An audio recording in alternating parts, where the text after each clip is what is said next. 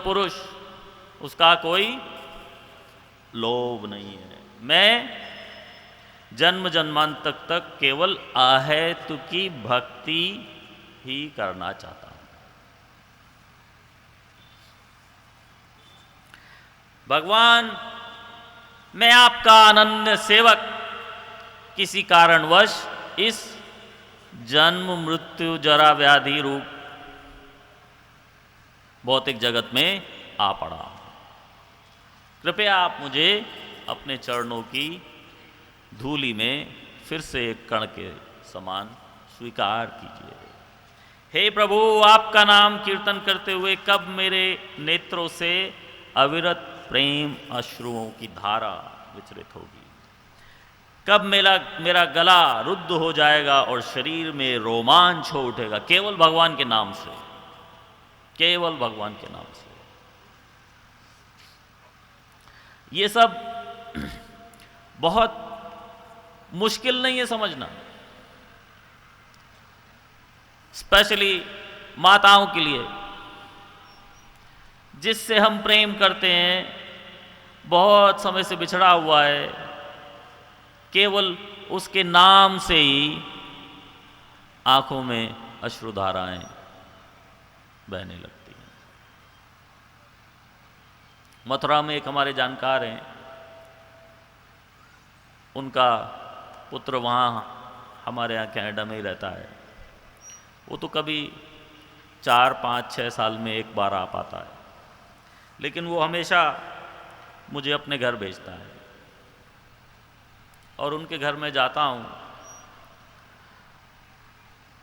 तो मुझे देखते ही और मुझे विदा करते हुए उसकी माँ इतना रोती है, जबकि मेरा उनसे कोई संबंध नहीं। उनको अपने पुत्र की याद मुझे देख के आती है। तो यही प्रेम, यही संबंध किसी तरह से हमारा अगर भगवान के साथ जुड़ जाए तो, अगर यही संबंध किसी तरह से हमारा भगवान के साथ जुड़ गया तो बस फिर इस दुनिया में कुछ भी नहीं रह जाएगा।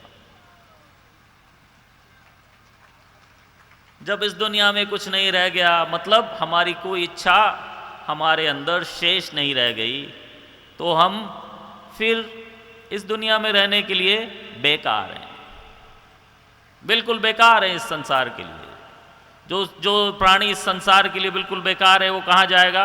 इस संसार से बाहर, सीधा भगवान के पास।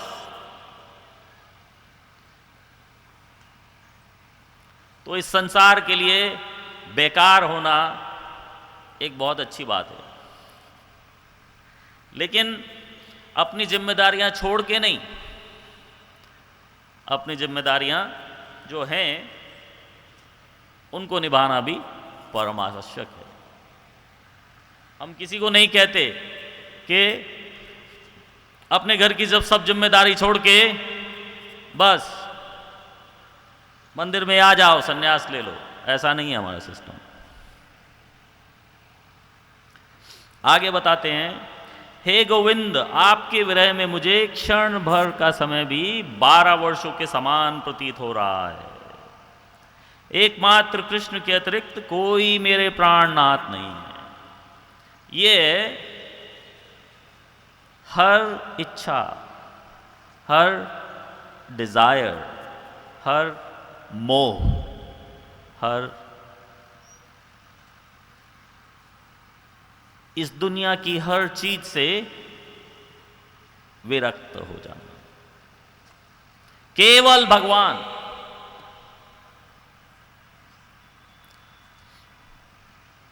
इसको भी समझना इतना मुश्किल नहीं है। भगवान ने हमें ये सब भावनाएं अंदर हमारे भर के भेजी हुई हैं, और बहुत जल्दी ही इंसान ये सब भावनाओं को सीख जाता है। 16, 17, 18 साल के भी लड़के लड़कियां एक दूसरे से इतना प्यार करने लगते हैं कि उनको फिर एक दूसरे के अलावा संसार में कुछ और नजर ही नहीं आता। बुरा नहीं मानना मेरी बात का, लेकिन ज़्यादातर हम सब लोग उस स्थिति से गुजरे हैं, कोई कैसे कोई कैसे। लेकिन इतने छोटे छोटे बच्चों को भी किसी से इतना प्यार हो जाता है कि उसके अलावा कुछ नजर ही नहीं आता। वही प्यार, वही प्रेम, वही भावना अगर भगवान के लिए हो जाए, इतना मुश्किल नहीं है हमारे समझने के लिए। ये कोई इतनी बहुत दूर की बात नहीं बताई जा रही है, बिल्कुल घर के अंदर की बात है। ज़्यादातर हम सभी इस स्थिति के आसपास होके गुजरे हैं, और अगर शादी नहीं भी हुई तो बारातें तो अटेंड करी हैं। इसका मतलब है अपने साथ नहीं हुआ तो दूसरे को तो देखा है कि किस तरह से लोग प्रेम में अंधे हो जाते हैं। वही प्रेम में अंधापन हमें भगवान की तरफ लगाना है, बस। बहुत मुश्किल है, मुश्किल तो है, लेकिन असंभव नहीं है। लोग पूछते हैं, प्रभु जी इतना बैठती हूं जाप करने के लिए, मन लगाने की कोशिश करती हूं प्रभु जी, फिर भी मन इधर उधर भागता है, क्या करूं मन का? तो क्या कहते हैं, करत करत अभ्यास के बहुमति होत सुजान, रसरी आवत जातरे सिल पर परत निशान। हमारा हृदय क्या पत्थर से भी ज्यादा कठोर है? जब सिल पर निशान पड़ सकता है तो क्या हमारे हृदय पे नहीं पड़ सकता? हम इतने कठोर हैं। अभ्यास करते रहने से भगवान की कृपा प्राप्त होगी। भगवान में ध्यान वास्तव में भगवान की कृपा से ही लगेगा, लेकिन वो तब लगेगा जब हम अपने आप को साबित कर देंगे कि हाँ हमें वही चाहिए। उसको भी समझना इतना आसान नहीं है। छोटे छोटे बच्चे समझ जाते हैं। 2-3 साल का बच्चा आप बाहर लेके जाओ मेले में, उसको गुब्बारा चाहिए। पहले वो बच्चा गुब्बारा मांगेगा, उसके बाद थोड़ा नाराजगी दिखाएगा, उसके बाद इतने आंसू बहाएगा कि पता नहीं सारी दुनिया उजड़ गई क्या एक गुब्बारे के लिए। उसके बाद लौटेगा जमीन में, मचलेगा, नहीं मुझे गुब्बारा चाहिए। बेटा कल ले लेना, बेटा ये तो अभी फूट जाएगा, नहीं बेटा ये अच्छे वाले नहीं है, दूसरे वाले, नहीं मुझे यही चाहिए, मुझे अभी चाहिए। तो भगवान भी हमारे परमपिता परमात्मा हैं।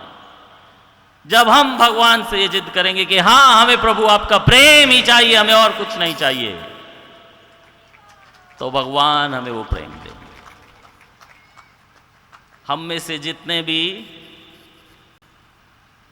माता पिता हैं वो ये सब बात जानते हैं कि उस बच्चे को गुब्बारा चाहिए, वो लेने के लिए बिना मानेगा नहीं। आज ये सारे बाजार में फजीता कराएगा और 2 पैसे की इज्जत नहीं रह जाएगी, नहीं तो इसको चुपचाप एक गुब्बारा ले दो, चाहे ये 10 रुपए अभी 2 मिनट में फूट के उड़ जाने वाले हैं, फिर भी हम लेके देते हैं कि नहीं? कोई है यहां ऐसा माता पिता जो अपने बच्चे को गुब्बारा नहीं लेके देता?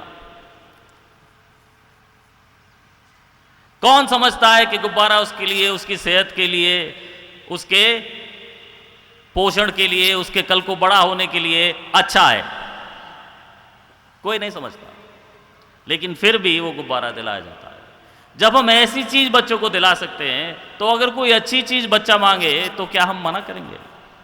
और अगर हम नहीं मना करेंगे तो भगवान भी तो हमारे परमपिता परमात्मा है, वो क्यों मना करेंगे? भगवान ने हमें इसीलिए माँ बाप बना के इस संसार में बैठाया है, जिससे कि हमें ये समझ में आ जाए कि माँ के दिल में क्या गुजरती है, बाप का दिल कैसे पसीजता है। जो अपने आप को कठोर दिल मानता है, वो एक बच्चे के आगे किस तरह से झुक जाता है। क्यों? क्या डरता है बच्चे से? नहीं, प्रेम, वो प्रेम है जो उसको बच्चे के आगे झुका देता है। एक सुप्रीम कोर्ट का जज घर आए, जिसके वहां पहुंचने से हर इंसान को खड़ा होना पड़ता है। देश का प्राइम मिनिस्टर भी वहां होगा तो उसको खड़ा होना पड़ेगा जज के लिए। जब वही जज घर जाता है तो उसका पोता क्या कहता है? दादाजी जल्दी से घोड़ा बनो, मुझे आपके ऊपर सवारी करनी है। वो जज क्या कहता? अरे क्या कह रहा है, मैं जज हूं। ऐसा नहीं कहता। वो कहता अच्छा बेटा, जो कोट वोट तो उतारने दे, जरा कपड़े तो चेंज कर लूं, ऐसे मेरी सवारी नहीं करना, सारे मेरे काले कोट खराब हो जाएंगे, 2 मिनट तो दे दे। क्यों करता है वो ऐसा? वो प्रेम की वजह से करता है। अगर जो वो जज प्रेम के लिए, अपने पोते के लिए, अपने नाती के लिए, पोती के लिए, नातन के लिए इतना सब कर सकता है, तो क्या भगवान हमारे लिए नहीं करेंगे? भगवान हमारे लिए उससे कहीं ज्यादा कर सकते हैं। खाली हमें भगवान से प्रार्थना करके भगवान को ये प्रूव कर देना है कि हमें आपके अलावा कुछ नहीं चाहिए। हमारे गुरु महाराज श्रील प्रभुपाद बताते हैं कि ये जो महामंत्र है, हरे कृष्ण कृष्ण कृष्ण हरे हरे, हरे राम राम राम हरे हरे, ये एक बच्चे की पुकार की तरह है। जो एक असहाय बच्चा, जो बोलना भी नहीं जानता, वो चिल्लाता है अपनी मां को पुकारने के लिए। कभी उसकी लंगोटी गीली है इसलिए, और कभी उसको भूख लगी है इसलिए। क्योंकि अगर वो नहीं चिल्लाएगा और वो नहीं बुलाएगा तो वो प्रेम करने वाली मां भी सारा दिन अपना झाड़ू पोछा बर्तन ये सब में लगी रहेगी कि बच्चा तो ठीक है, तो कोई बुला नहीं रहा। सारा दिन ये सब कार्य में निकल जाएगा। जब तक वो बच्चा रोएगा नहीं, चिल्लाएगा नहीं, सारे घर को अपने सर पे नहीं उठा लेगा, तब मां भागेगी, ओ छोड़ो ये सब, पहले बच्चे को देखूं। उसी तरह से हमें भगवान के लिए रोना है, चिल्लाना है। वो मां उस बच्चे के पास इसलिए नहीं आने को अवॉइड कर रही क्योंकि वो उससे प्रेम नहीं करती। बहुत प्रेम करती है, दिलो जान से प्रेम करती है, लेकिन उसको ऐसा लग नहीं रहा कि इस बच्चे को इस समय मेरी जरूरत है। जब उसको लगता है कि हाँ इस बच्चे को मेरी जरूरत है, तो भाग के आती है, सब काम छोड़ के आती है अपने बच्चे के लिए। ऐसे ही जब हम भगवान को असहाय बालक की तरह रो रो के चिल्ला चिल्ला के बुलाएंगे, हरे कृष्णा कृष्ण कृष्ण हरे हरे, हरे राम राम राम हरे हरे। हरे हरे। तो भगवान जिस किसी भी कार्य में लगे हुए हैं वो उसको छोड़ के हमें देखने के लिए आएंगे। भगवान हो सकता है गोलोक में रासलीला कर रहे हैं, भगवान हो सकता है पता नहीं कहाँ वो किस कार्य में व्यस्त हों, लेकिन जब उनको पता लगेगा मेरा एक भक्त मुझे पुकार रहा है तो स्वयं भगवान आएंगे और आपकी जीवा के ऊपर डांस करेंगे जब आप कहेंगे हरे कृष्ण। ये मैं नहीं कह रहा हूं, ये शास्त्रों में भगवान ने गारंटी दी हुई है। केवल हमें भगवान को पुकारना है, भगवान को ये साबित करना है कि हमें केवल आप चाहिए, आपकी भक्ति, आपका प्रेम, आपकी सेवा, केवल यही चाहिए, उसके अलावा और कुछ नहीं चाहिए। तो इसके आगे चैतन्य महाप्रभु के अनुयायियों ने और भी बहुत कुछ हमें भक्ति के बारे में बताया है। उसमें से एक है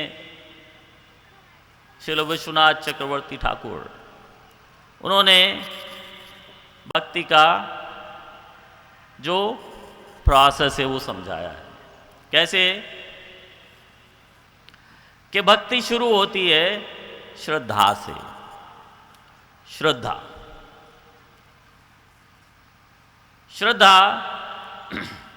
इस बात से साबित हो जाता है कि आप सब में श्रद्धा है, क्योंकि आप यहां हैं। जिसमें श्रद्धा नहीं वो इस मैदान के आसपास भी आज नहीं आएगा। ये श्रद्धा जो है इसको भक्ति में आगे बढ़ाने के लिए क्या किया जाता है, कौन बताएगा? दो प्रमुख कार्य श्रद्धा से आगे बढ़ने के लिए किए जाते हैं, कौन बताएगा? माता जी, येलो साड़ी वाली, खड़ी हो जाइए तो ये प्रभु जी को दिखेगा कि आप कहाँ हैं। हरि बोल।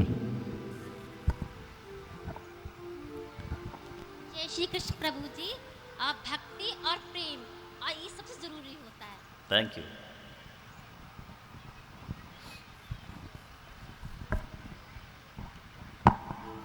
प्रेम हमें भगवान से करना है, उस प्रेम को बढ़ाना है, लेकिन उसको कैसे बढ़ाया जाएगा उसका प्रक्रिया एक के बाद एक स्टेप बाय स्टेप प्रोसेस है।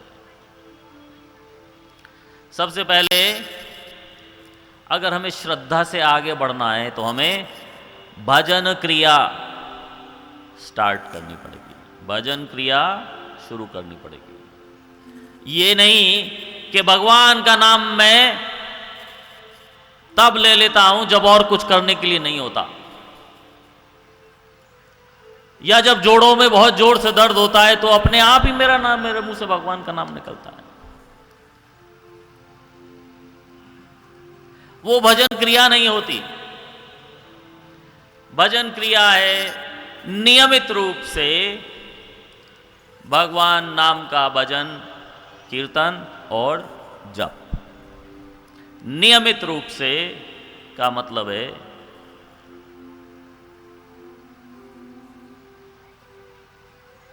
5 days a week,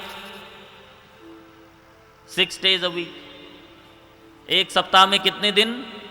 पूरे 7 दिन। क्योंकि जो एक सप्ताह में एक दिन का प्रेम होता है वो वास्तव में प्रेम नहीं होता। जैसे कि हम सोमवार को किसी से करते हैं, मंगलवार को किसी से करते हैं, बुधवार को किसी से करते हैं और बृहस्पतिवार को किसी और से, और शुक्रवार को देवी का नंबर आ जाता है। ये प्रेम नहीं है। प्रेम वो नहीं होता जो हफ्ते में एक बार किया जाए। प्रेम हर समय होता है। हम अपने बच्चों को, अपने माँ बाप को, अपने भाई बहनों को इस तरह से प्रेम नहीं करते कि बेटा हर सोमवार को मैं तुझे खाना दूंगी, बाकी 6 दिन तू अपना अरेंजमेंट कहीं और कर ले। ये प्रेम है? ये प्रेम नहीं है। प्रेम क्या है? बेटा मैं 1 हफ्ते में तुझे 14 दिन खाना खिलाना चाहती हूं। जो कुछ भी उसको चाहिए जिससे हम प्रेम करते हैं, उस पर हम लिमिट नहीं लगाते। जिस पे लिमिट लगी हुई है, राशन कार्ड से खाली मिलता है, वो प्रेम नहीं है।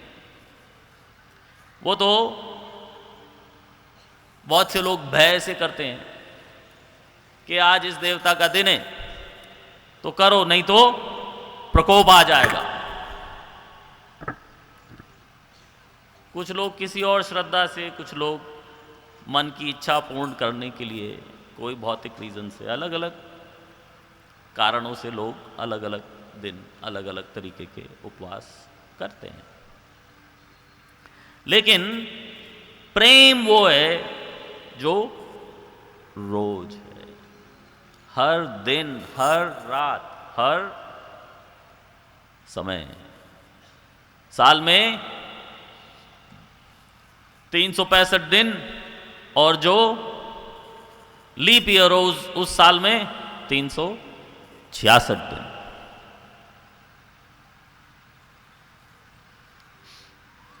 वो होता है प्रेम। तो ये भजन क्रिया, इसको साधना भक्ति भी कहते हैं। और उसके साथ साथ उसका दूसरा स्टेप है अनर्थ निवृत्ति, अनर्थों को त्याग। क्या होते हैं अनर्थ? कौन बता सकता है अनर्थ क्या होते हैं? अनर्थ निवृत्ति, अनर्थ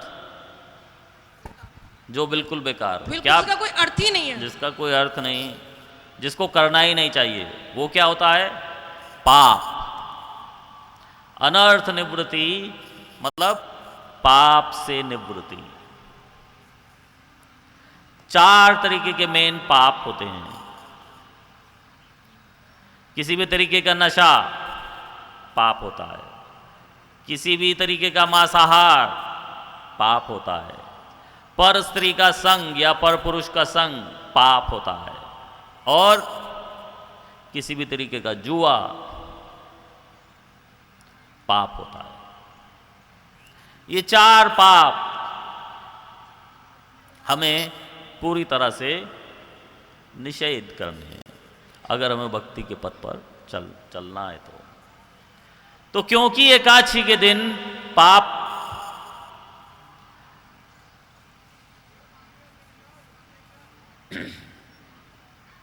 अन्न में घुस जाता है, इसलिए पाप का त्याग करते करते हम एकादशी के दिन अन्न का भी त्याग कर देते हैं, क्योंकि हमें पता है कि आज इस अन्न के अंदर पाप घुसा हुआ है।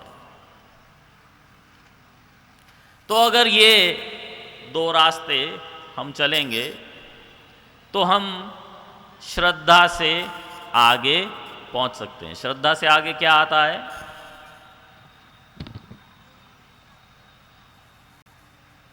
श्रद्धा से आगे आता है निष्ठा।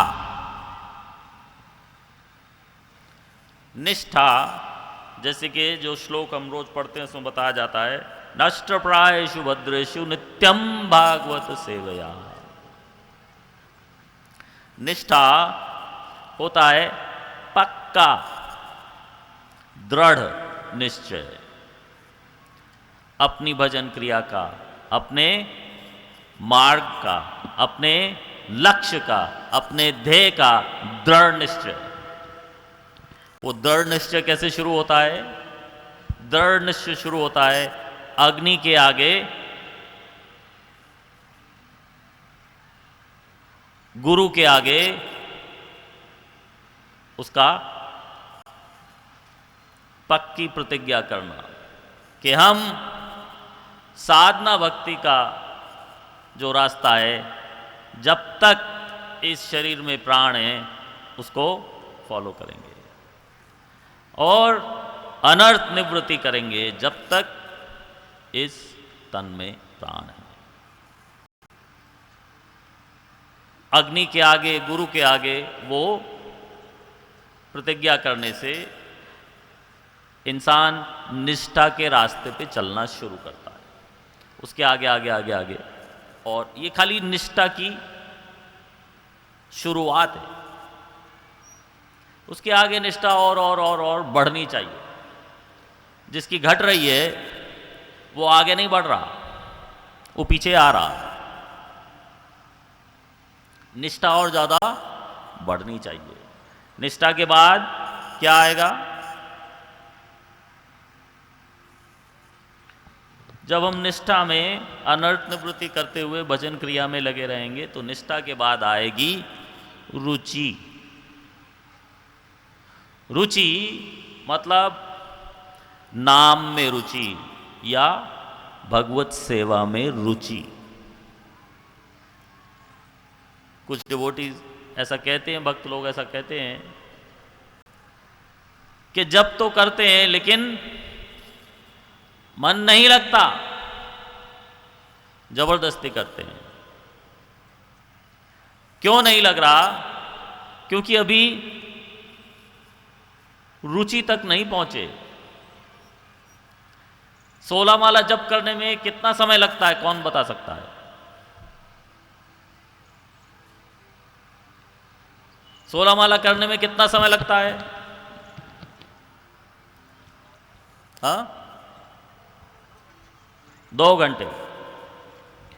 जब खड़े रहना में आप 16 माला का जप करते हो, जब 2 घंटे में 16 माला का जप कर लेते हो तो कितना लगता है, कितना फील होता है कि कितने घंटे बीत गए? बिल्कुल पता नहीं चलता आपको। ये रुचि में है। जिसको 2 घंटे 16 माला जप करने में ऐसा लगता है कि 3, 4, 5 घंटे बीत गए, पता नहीं सारा दिन बीत गया, मेरे 16 माला अभी पूरे नहीं हुए, वो अभी रुचि में नहीं है। ये प्रभु जी रुचि में है, क्योंकि इनको 2 घंटे का पता ही नहीं लगता। यूजुअली हम लोगों को हिंदी मूवी में नहीं पता चलता कि 3 घंटे कब बीत गए।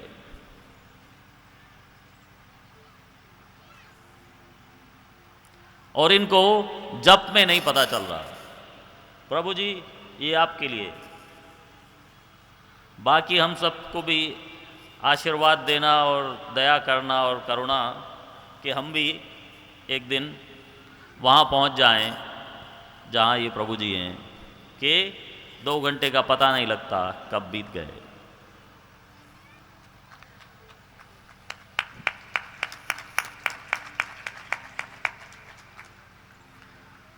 रुचि के आगे आसक्ति। आसक्ति एक तरह से उसको कंपेयर किया जा सकता है नशे से। जैसे कहते हैं पीने वालों को पीने का बहाना चाहिए। हर चीज में, हर जगह में वो कुछ न कुछ पीने का बहाना निकालना चाहते हैं। क्यों? क्योंकि उनको पीने से आसक्ति है। इसलिए जो भक्तजन हैं, जो भक्ति मार्ग पर चल रहे हैं, भजन क्रिया में चल रहे हैं, वो हर बात में किसी न किसी तरह से भगवान नाम का कीर्तन, भजन, कहीं जाके प्रवचन सुनना, ये सब चीज के बहाने ढूंढते हैं। किस तरह से कोई बहाना ऐसा हो जाए कि हमें सत्संग मिल जाए, हमें जप करने को मिल जाए। वो है आसक्ति। अब ऐसा नहीं है कि अगर हम में थोड़ी बहुत आसक्ति है तो हमारे अंदर पूर्ण आसक्ति है, या हमारे अंदर अभी आसक्ति थोड़ी कम नजर आ रही है तो बिल्कुल आसक्ति नहीं है। हर व्यक्ति में थोड़ा थोड़ा मात्रा श्रद्धा का, निष्ठा का, रुचि का, आसक्ति का होता ही है, खाली उस मात्रा को हमें बढ़ाना है। आसक्ति के आगे जाता है भाव। जब भाव आ जाता है तो इंसान को हर दूसरे इंसान में, हर दूसरे जीव में, हर दूसरी वस्तु में भगवान नजर आने लगते हैं। हर चीज ऐसे लगने लगती है कि भगवान ये करवा रहे हैं। हर चीज में सर्व कारण कारणम भगवान ही है जो ये करवा रहे हैं। हर चीज में भगवान नजर आएंगे, भगवान प्रतीत होंगे। लोग कहते हैं प्रभु जी आप इतने प्रवचन करते हो, देश विदेश में जाते हो, इतने विद्वान हो, इतने पहुंचे हुए हो, आप क्या मुझे भगवान के दर्शन करा सकते हो?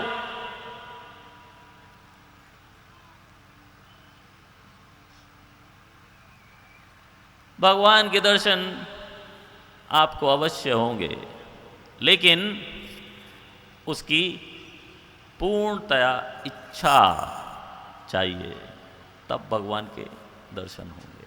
क्योंकि वास्तव में भगवान हर समय हमारे सामने हैं। खाली हमें वो दर्शन करने के लिए वो चक्षु चाहिए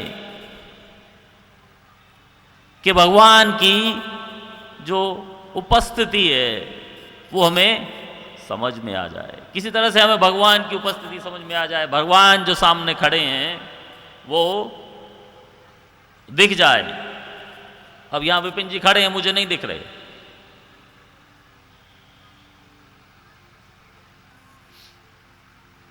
उसके बाद है अल्टीमेट प्रेम भक्ति। जब प्रेम भक्ति किसी को हो जाए तो उसको फिर और कुछ नजर नहीं आता भगवान के अलावा। ना केवल हर वस्तु के साथ या हर व्यक्ति के साथ भगवान दिखाई देते हैं, उसको केवल भगवान ही दिखाई देते हैं। बोलो हरे कृष्ण कृष्ण कृष्ण हरे हरे, हरे राम राम राम हरे हरे। कितने लोगों को प्रेम भक्ति तक पहुंचना है? ओ, तो सब प्रेम भक्ति में जाने के लिए तैयार हैं। आइए विपिन जी। हरे कृष्णा। मैं माफ़ी चाहूँगा जी, बीच में कथा को थोड़ी देर के लिए कुछ मिनट के लिए रोकना पड़ रहा है। मैं रूपान प्रभु से निवेदन करूंगा कि हमारे बीच नीरज मित्तल जी, अध्यक्ष व्यापार संघ कंकरखेड़ा मेरठ, और संजय पंडित जी, अभिषेक जी एवं निशांत गर्ग जी उपस्थित हैं। मैं उनसे निवेदन करूंगा कि वो मंच पर आएँ और प्रभु जी का अभिनंदन करके उनसे आशीर्वाद लें।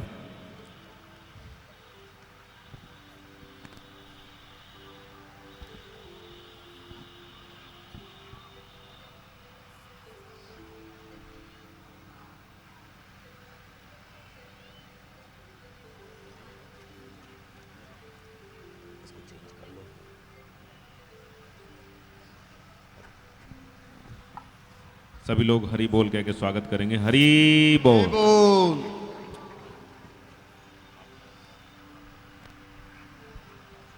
हरि बोल। रूपान प्रभु नीरज जी का अभिनंदन करेंगे। हमारे इस्कॉन के लिए हर समय प्रभु जी हर तरह से सहयोग के लिए रहते हैं तैयार। हरि बोल। और कंकरखेड़ा जो रथ यात्रा निकलती है वो प्रभु जी के ही सब सहयोग से और इनके सौजन्य से सारा कार्यक्रम रहता है। पिछली बार भी हमने अप्रैल मंथ में कंकरखेड़े में रथ यात्रा की थी, और इस बार भी जो है अप्रैल मंथ में प्रभु जी का प्रयास है कि अप्रैल में जो है भगवान जगन्नाथ जी की रथ यात्रा जैसे कल यहाँ होने वाली है, ऐसे ही अप्रैल में कंकरखेड़े में होगी। हरि बोल।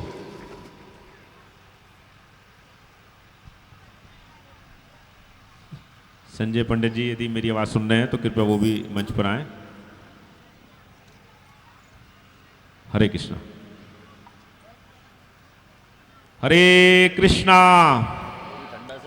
हरे कृष्णा कृष्णा कृष्णा कृष्णा कृष्णा हरे हरे हरे हरे हरे राम हरे राम हरे राम हरे राम राम राम राम राम हरे हरे हरे हरे हरे कृष्ण। प्रभु जी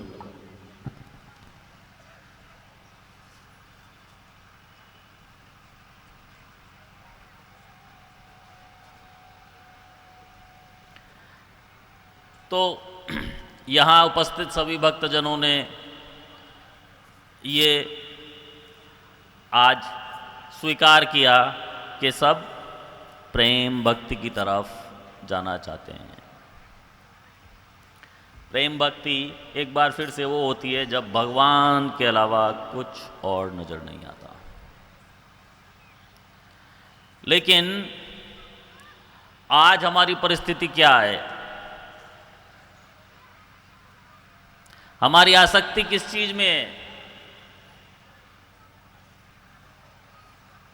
बहुत से लोग कह रहे हैं ओम जय चिट्टे नोट हरे, स्वामी जय चिट्टे नोट हरे, इस जग के सब संकट नोट ही दूर करे। ओम जय चिट्टे नोट हरे।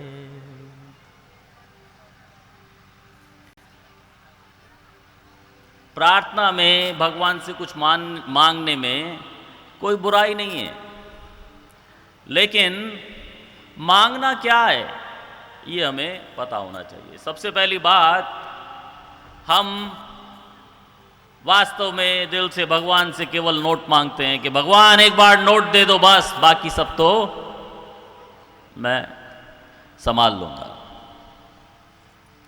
और संभाल लूंगी भी। स्त्रियां भी कोई पीछे नहीं है।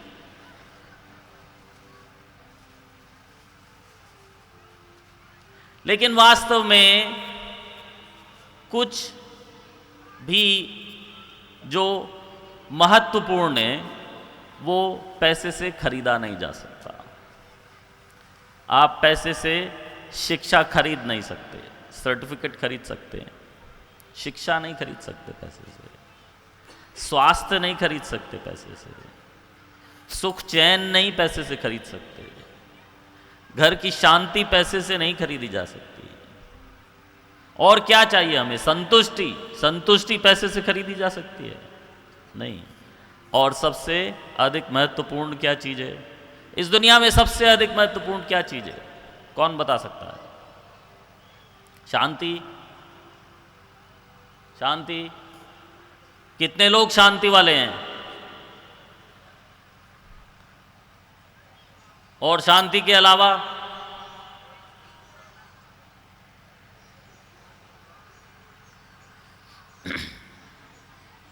ये शिक्षा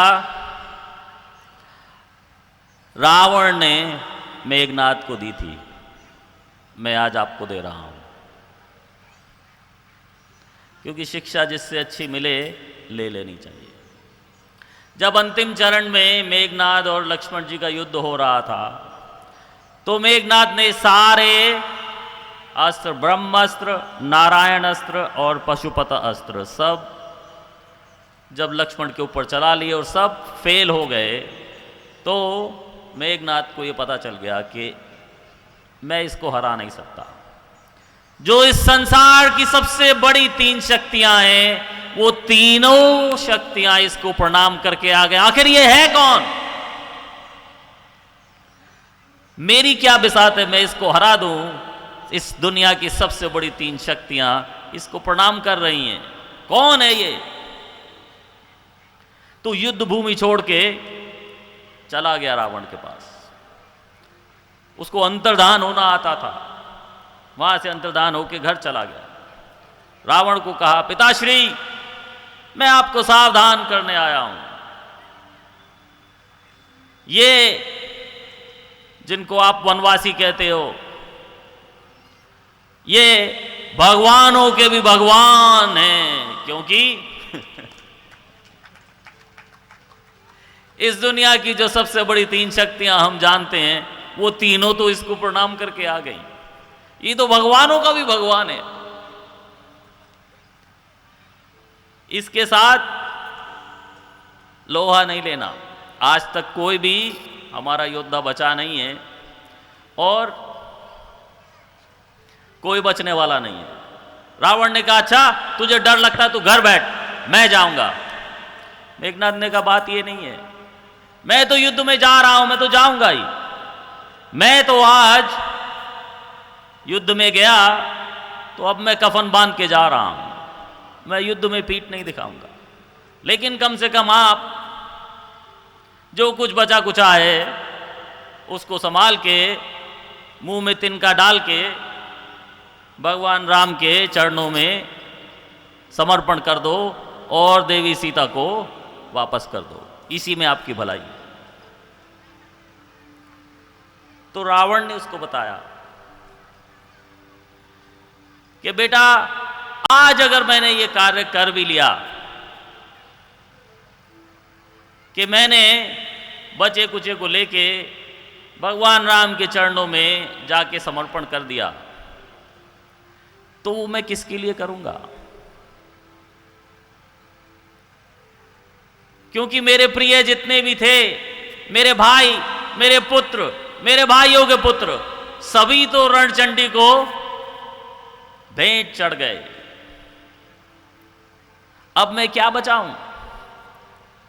अगले दिन जब युद्ध करने जा रहे थे तो मंदोदरी ने रोका कि युद्ध करने जा रहे हो, क्यों? युद्ध में क्या मिलेगा? कि युद्ध में क्या मिलेगा? कीर्ति मिलेगी। अगर जीत गया तो कीर्ति मिलेगी मिलेगी, और अगर मारा गया तो भगवान के हाथों मारा जाऊंगा। ये भी कोई कम कीर्ति नहीं है, ये भी कीर्तिमान है कि भगवान के हाथों मारा गया। तो मंदोदरी उनको समझाती है, रावण को, कि जितनी भी कीर्ति मिलेगी वो कीर्ति का झंडा पीछे से दिखाने वाला कोई है? जब सारा कुटुंब मारा जा चुका है तो अब उस कीर्ति का फायदा क्या? उस कीर्ति का झंडा कौन लेके चलेगा आपके पीछे? आप जीत भी जाओगे तो क्या मिलेगा? क्योंकि सब कुछ तो हारा जा चुका है। इसलिए भगवान के आगे कोई जीत नहीं सकता, केवल हार ही सकता है। और जो कुछ हम वास्तव में करते हैं, वो जो कुछ हम इस संसार में भोग करना चाहते हैं, वो हम उसके साथ और उन लोगों के साथ भोग करना चाहते हैं जो हमारे प्रिय हैं। कितने लोग यहां अकेले मूवी देखने जाते हैं? कोई जाता भी होगा, लेकिन बहुत कम। किसी को कह दिया जाए कि आपको माता जी, रूपवती माता, कि आपको फ्री वेकेशन दिया जाएगा 1 महीने हवाई जाने का, बैंकॉक जाना है, जहां जाना है चुन लो, सब कुछ फ्री। लेकिन साथ में कोई नहीं जाएगा, कोई फोन नहीं मिलेगा, कोई ईमेल नहीं, कोई टेक्स्ट नहीं, कोई एमएमएस नहीं, कोई एसएमएस नहीं, कोई फेसबुक नहीं। जाएंगे?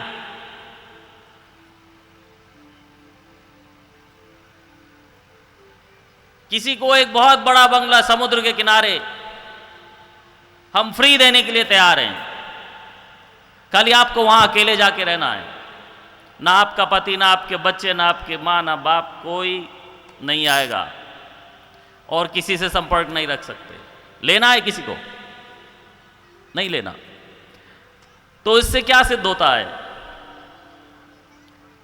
कि जो हमारा प्रेम है वही हमारे लिए सबसे बड़ा। ये रुपया पैसा, ये धन दौलत, ये वास्तव में हमें खुशी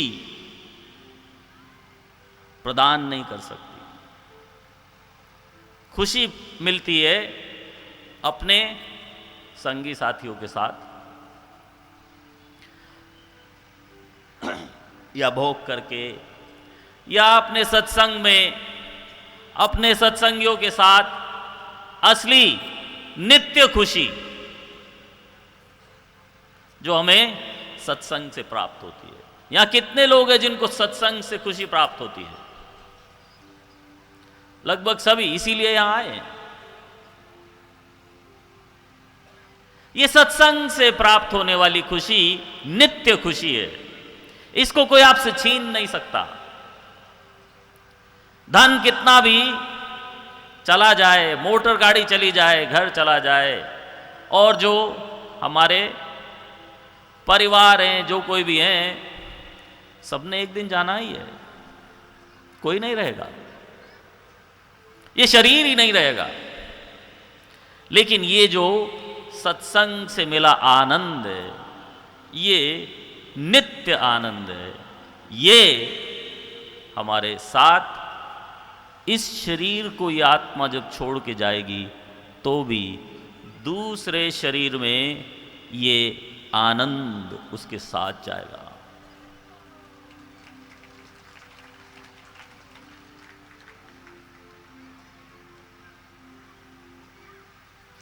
क्योंकि हमें भगवान से मांगना नहीं आता, इसलिए हम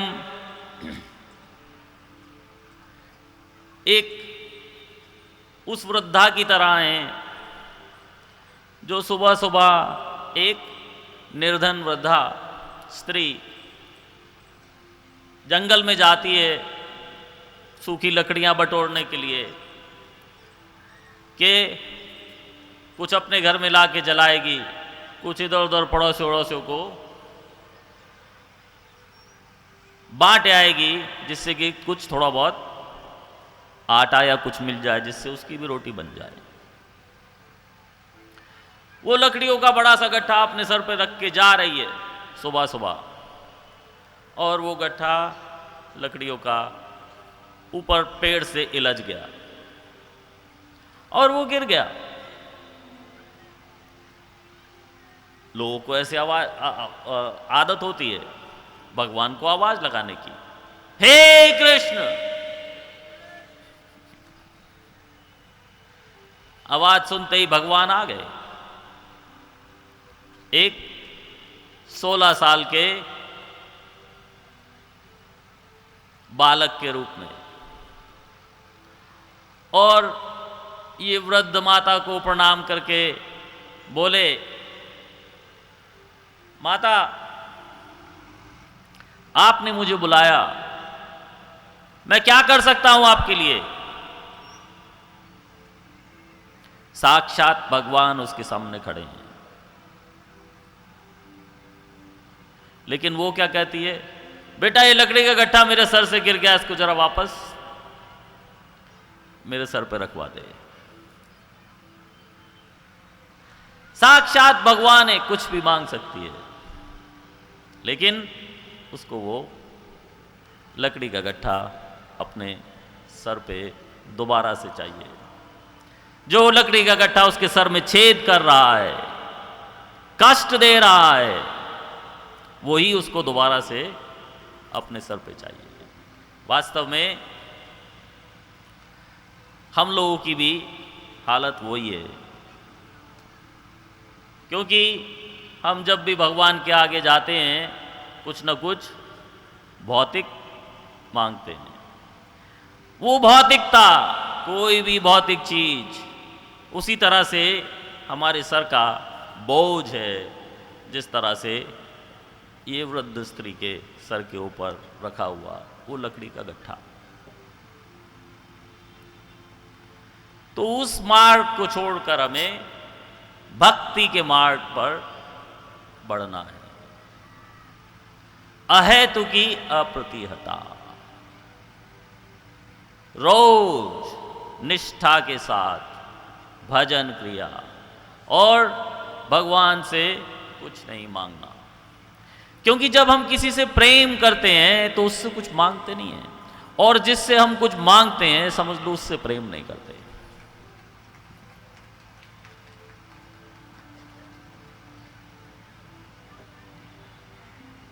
यहां पे उपस्थित जितने भी स्त्रियां और पुरुष हैं, जितने की भी संतान हैं, सब उनसे अथाह प्रेम करते हैं, लेकिन कभी कुछ मांगते हैं अपनी संतान से, केवल देते हैं। जन्म से एक मां जो बच्चा अभी पैदा हुआ है उसके लिए ऑलमोस्ट राउंड द क्लॉक 24 घंटे उसके चक्कर गिननी की तरह घूमती है उसकी सेवा के लिए। और वो बच्चा क्या अपनी मां को पहचानता है जिस दिन पैदा हुआ? हफ्ते भर में नहीं, वो नहीं पहचानता उसको इतने जल्दी, लेकिन उसके मन में ये विश्वास है कि मैं इसके लिए सेवा करती रहूंगी, इसका करती रहूंगी सब कुछ, ये मुझे एक दिन वापस प्रेम करेगा। क्या वो करता है? करता है। वो बच्चा वापस आपको प्रेम करता है। अब बड़ा हो जाए उसके बाद की गारंटी मैं नहीं ले रहा हूं, मैं केवल बच्चे की बात कर रहा हूं। बड़े हो के क्या करें उसकी कोई गारंटी नहीं है शास्त्रों में, लेकिन शास्त्रों के अनुसार बच्चे की गारंटी है कि वो अवश्य आपको वापस प्रेम करेगा। तो अगर एक नादान नासमझ बच्चा हमें सेवा करने से वापस प्रेम कर सकता है तो क्या भगवान नहीं करेंगे?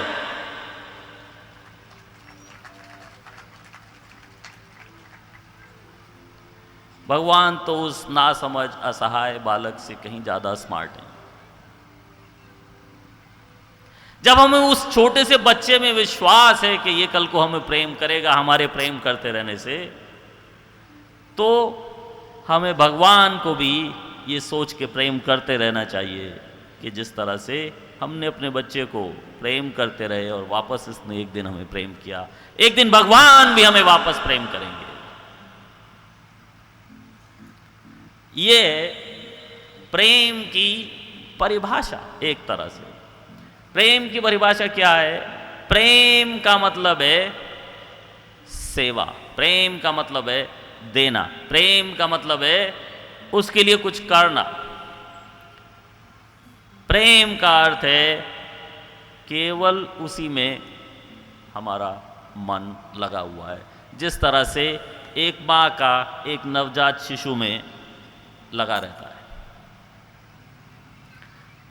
एक माँ का एक नवजात शिशु में इस तरह से प्रेम लगा रहता है। 3 घर पीछे भी कोई बच्चा रोए तो उसको लगता है कहीं मेरा तो नहीं रो रहा है। हर समय उसका जो तार है वो जुड़ा हुआ है। इसी तरह से वो तार अगर भगवान के साथ हमारा जुड़ गया तो बस वो नित्य प्रेम स्थापित हो जाएगा। जब बच्चा हमें वापस प्रेम करता हमें कितनी खुशी होती है। एक छोटा सा असहाय बच्चा कितना प्रेम आपको कर सकता है, खाली थोड़ी सी मुस्कान देता है आपको देखते ही, तो कितनी खुशी होती है कि मुझे देख के मुस्कुराया। लेकिन अगर भगवान आपको वापस प्रेम दें तो क्या नहीं दे सकते। कितनी खुशी, कितना सुख प्राप्त हो सकता है कि जब भगवान का प्रेम हमारे तरफ आने लगे। तो ये जो प्रेम है केवल हमें सही रास्ते पे लगाना है और उसको नित्य बनाना है। क्योंकि ये बाकी के जितने भी प्रेम हैं, जैसे कि अभी बच्चे की बात करी, बड़े होके क्या करेगा कोई गारंटी नहीं है, इसी तरह से यहाँ वैसे किसी और की भी कोई गारंटी नहीं है, ना पति की, ना पत्नी की, ना लड़के की, ना लड़की की। प्रेम अगर मरते दम तक भी वो इंसान आपसे करेगा तो भी मरते दम तक ही कर सकता है ना। वो तो एक दिन एंड होना ही है। जैसे कहते हैं बकरे की मां कब तक खैर मनाएगी, एक दिन खत्म हो जाएगा और वो प्रेम अधूरा रह जाएगा। उस प्रेम को लेके हम फिर यहीं वापस वही मोह, वही माया, वही जन्म, वही मृत्यु, वही जरा, वही व्याधि, कोल्हू के बैल की तरह सुबह से शाम तक जा रहे हैं और शाम को कहाँ पहुँचे? कहीं नहीं, यहीं है। तो इसलिए इस प्रेम को जो भगवान ने हमें दिया हुआ है, हमें कोई नई चीज सीखनी नहीं है, कोई नया आविष्कार नहीं करना। हमारे अंदर प्रेम भरा हुआ है, केवल उस प्रेम को हमें सही स्थान की तरफ मोड़ना है।